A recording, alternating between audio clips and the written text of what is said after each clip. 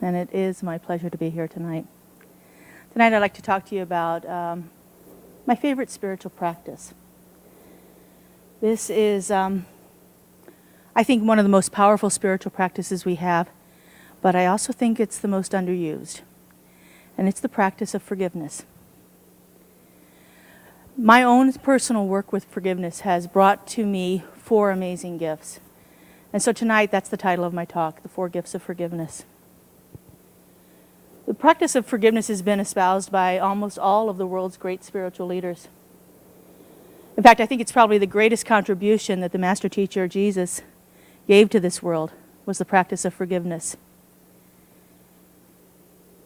In Matthew 18, Jesus is asked, "How many times should I forgive? 7?" And his answer is, no, 70 times 7. Or depending on which version you read, 77 times. But either way, it implies that forgiveness is an ongoing process, that it should be done repeatedly and repeatedly without ending. The greatest prayer in our Western culture talks about forgiveness, about the reciprocity of forgiveness. How when we forgive others, then we can be forgiven ourselves. And Jesus' last words, "Father, forgive them." The last thing on his mind is forgive them, for they know not what they do.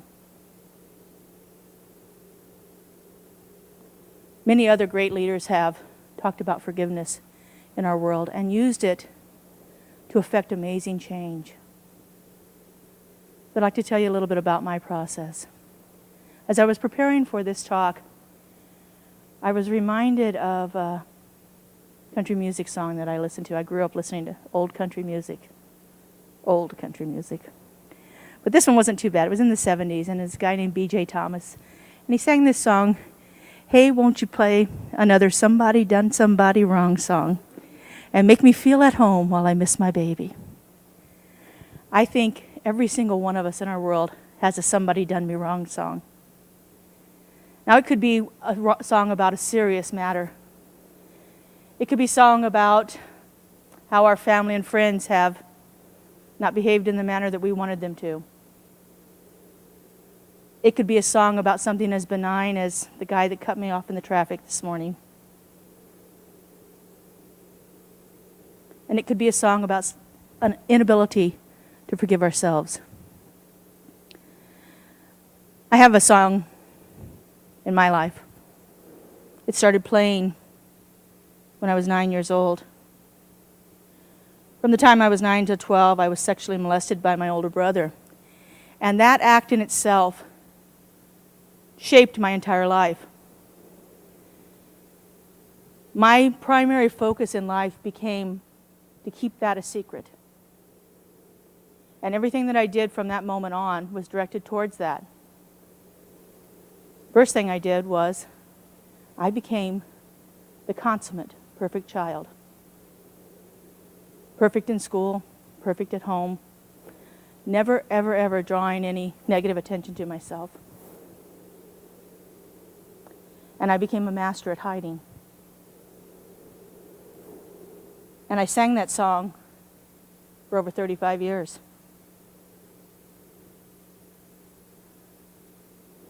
When I was introduced to this teaching at the age of 45, I realized that in this practice, in this faith that we have here, there is the ability to change the conditions of my life. And that was something that was totally foreign to me at that time. And so I began taking classes, like we all do. And I began to see things change in my life. And I decided at a certain point that I was ready to let go of my "Somebody Done Me Wrong" song. One of the most powerful things that really attracted me to religious science was the music. We have got some amazing artists, singers, songwriters in this movement. The first album I ever bought was Karen Drucker's Songs of the Spirit. And on that album is a chant. And the chant is called Loving Kindness. Now, her loving kindness chant is based on a Buddhist meditation technique called a metta meditation. Metta, M-E-T-T-A, loosely translated means loving kindness. And it was one of the founding principles of the Buddhist movement. This act of engaging in such an amazing love for ourselves and for others that we transfer it out into the world. So when I entered Prac 1, I decided that it was time to really begin working on getting rid of this song. And so I began to practice the loving kindness meditation. If you're not familiar with it, it's very simple.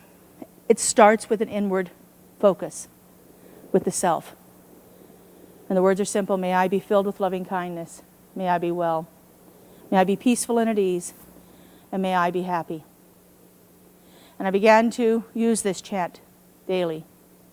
Many, many, many, many times every day. Anytime I felt any kind of angst, distraught, anger, fear, anything that came up that I didn't want to feel in my life, I began to recite the chant. The second phase of the loving kindness directs that movement outward. But when I began to do this forgiveness work, I was only concerned about myself. This was all about me. This was about how I wanted to shift. I didn't care about my brother. I didn't care about any other situation I was trying to forgive. This was only about me. I just wanted to feel better. And so to me it was very selfish. So getting to that second phase of the loving kindness where I could begin to then send out loving kindness into the world or to another person took me a long time to get to it. But eventually I did. After feeling that peace that came over me as I did it for myself, I was able to then turn it outward. And the second verse is very much like the first. May you be filled with loving kindness. May you be well. May you be peaceful and at ease. And may you be happy. And as I would sing this, I would visualize my brother. And I would just have his face in my mind as I would sing this and chant this.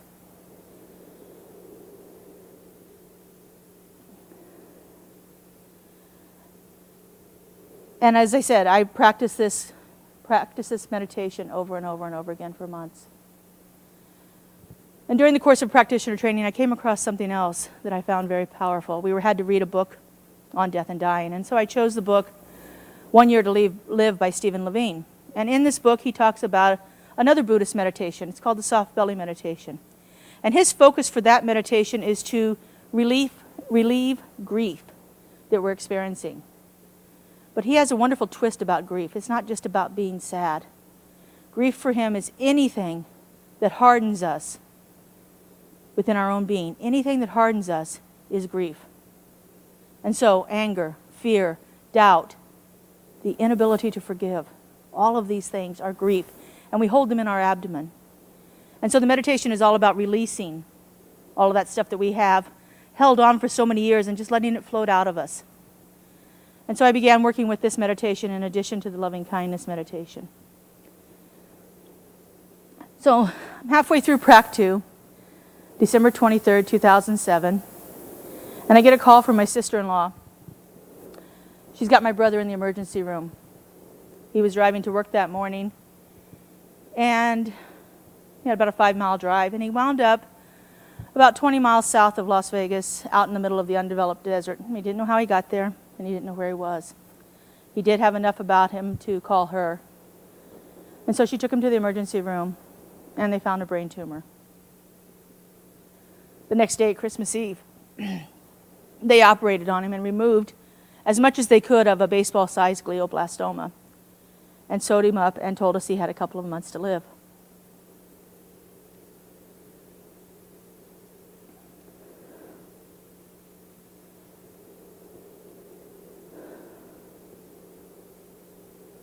A week later, he's released from the hospital, sent home to get his affairs in order.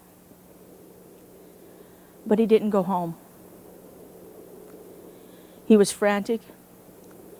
He was filled with anxiety. He was almost uncontrollable. And he told his wife, "I have to see my sister." So she drove him over to the house, and my folks were there. And I was out running errands, so I get a call from my mom. "You've got to come home. Your brother's here, and he needs to see you now." And so when I got to the house, he was sitting in a chair, and he stood up, and of course he had little coordination and balance. And so I ran over to him so he didn't fall down, and he grabbed hold of me, and he just started saying, "I'm sorry, I'm sorry, I'm so sorry, I'm so sorry." And at that moment,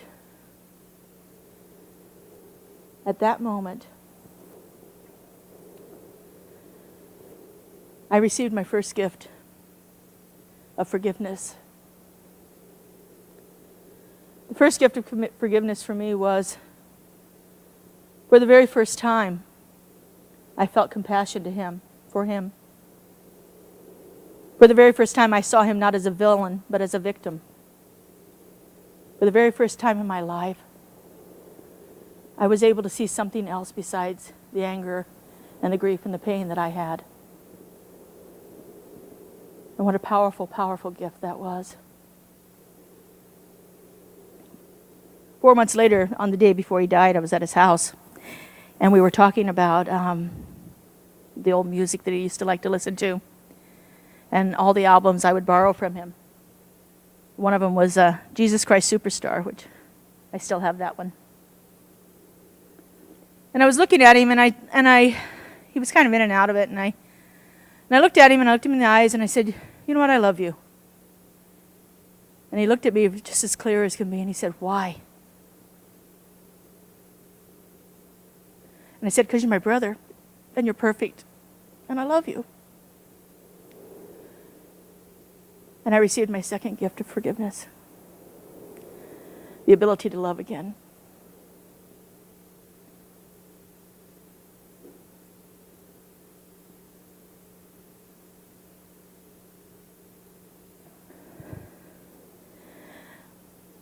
A couple days later, we were doing his funeral, and I did the eulogy for it and said the final prayer at the graveside. And realized at that moment that what I felt inside of myself was the most amazing peace I had ever felt. In the midst of all of that pain and sorrow and grief, I was given the third gift, and that was the gift of peace.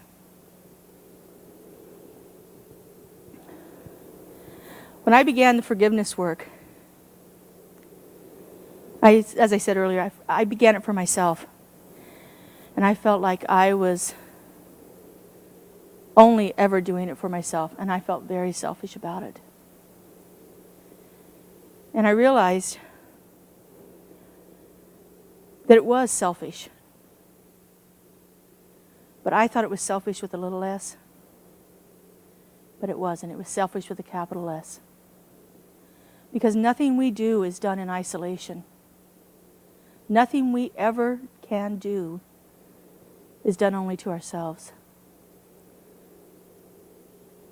If we truly believe that we live in a universe that is totally united, that there is only one mind, one heart, one soul, then how can anything that we do not affect somebody else?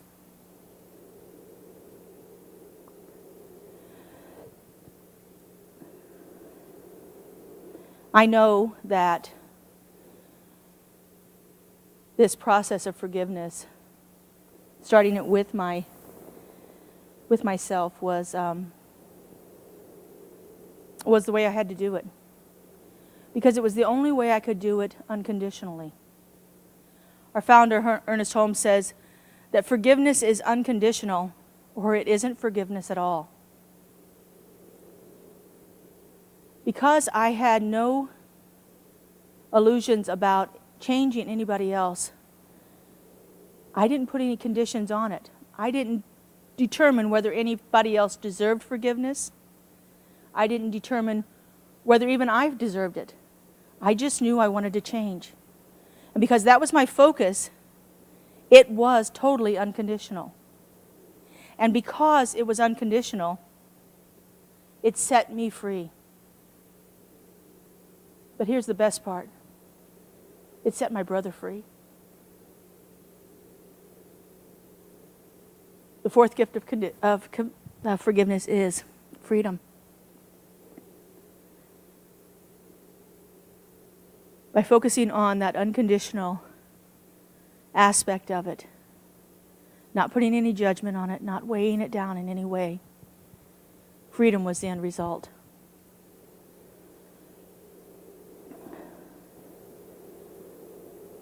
So when I was engaging in this practice, I didn't know exactly how far it would reach.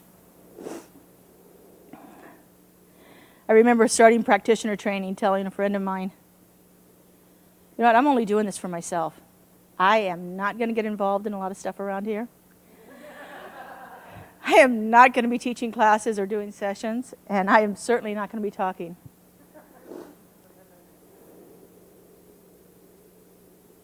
The power of forgiveness transformed my life. It transformed my brother's life. I know without a shadow of a doubt that he was freed from that burden that he had carried for 54 years. And that he was able to step on to the next existence, releasing that and not carrying it with him. I know it freed me to allow me to be up here today. There's not a doubt in my mind that I wouldn't be where I was, doing what I'm doing right now, if I hadn't gone through that practice. But the thing about it is, I think often people think that we forgive, we get over it, we're done. But it's an ongoing process. It is something that has to be done constantly. I've now developed in my life a practice of, just like I have a gratitude journal in the evening, I have a forgiveness journal that goes right along with it. You know, Edwin Gaines says, don't go to bed at night having shut anyone out of your heart. And that's what I try to do. Most often it winds up being forgiving myself, but that's the way that is. It has to be something that we engage in constantly.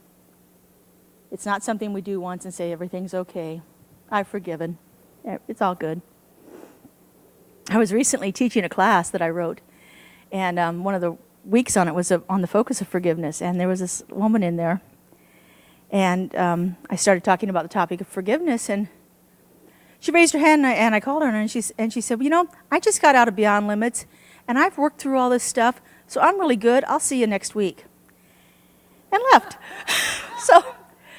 And I wanted at that point to really call her back and tell her how wrong she was, but I couldn't. So, forgiveness is not something that we just do, but unfortunately I think that's what the mindset is. We say we're sorry, we go on, we're done. It's all good. But it holds in our being something that does not let us experience these amazing 4 gifts. If we are holding on to any kind of anger, angst, doubt, fear, turmoil about anything that we think someone's done to us, if we're still playing a somebody done me wrong song, then we won't experience those amazing gifts. The gift of peace, the gift of love, the gift of compassion, and most importantly, the gift of freedom. So I hope you find a time in your life to practice forgiveness. Try it on a daily basis. I can guarantee you it'll change your life. Thank you.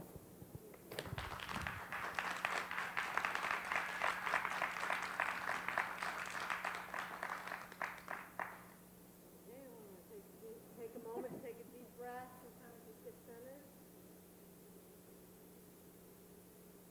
Tell us how that felt for you. Well, you didn't cry as much as the last 3 times I did it. So this is the first time you told that story publicly then? It's the first time I've told it in its entirety. Okay, all right. So it's the first time I've told it in its entirety. I've talked about it. It's the first time I've ever said I was sexually abused by my brother. Really? Out loud. Out loud? Wow. Well, other than in a small group with friends or whatever. Yeah. But How on did a that stage. feel to do that? I mean,